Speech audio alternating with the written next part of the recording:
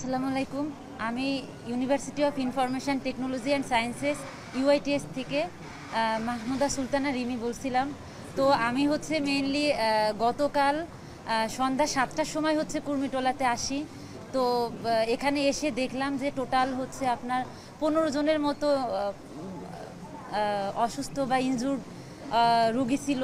তো এর মধ্যে অনেকের অবস্থায় অনেক খারাপ অবস্থায় ছিল।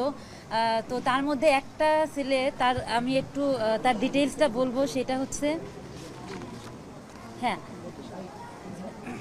আচ্ছা, এখানে হচ্ছে সুমন মিয়া নামে একটা ছেলে। জাস্ট আমি ওর ডিটেইলসটা বলবো, কারণ হচ্ছে ওর অবস্থাটা খুবই আশঙ্কাজনক। তো ছেলেটা হচ্ছে 20 তারিখ, আর স্থানটা হচ্ছে মাধবদী নরসিংদী। তো ওই ছেলেটা হচ্ছে একটা মাধবদী দাখিল মাদ্রাসা থেকে এইচএসসি পরীক্ষার্থী। তো বয়সটা হচ্ছে 21 বছর। 2025 সালে সে এইচএসসি পরীক্ষার্থী ছিলেন। তো তার হচ্ছে একটা গুলি, এটা হচ্ছে পিত্তথলি তার টোটালি কেটে ফেলা হয়েছে। আর হচ্ছে খাদ্যনালী এবং ক্ষুদ্রান্ত্র ছিদ্র হয়ে গেছে। তো তার টোটাল গুলির সংখ্যা ছিল একটি।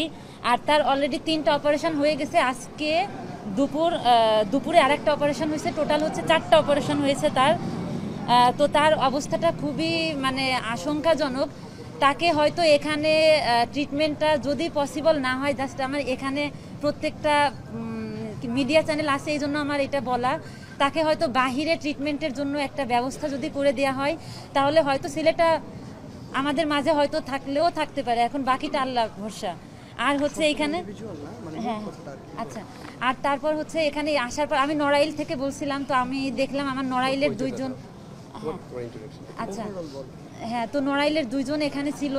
তো টোটাল এই 16 জনের ইনভেস্টিগেশনটা আমি গতকাল রাত মানে 7টা থেকে, সন্ধ্যা 7টা থেকে হচ্ছে রাত 11:30টা পর্যন্ত এটা আমি টোটাল ইনফরমেশনটা এখানে নেওয়া হয়েছে। টোটাল 15 জনের লিস্টটা এখানে করা হয়েছিল।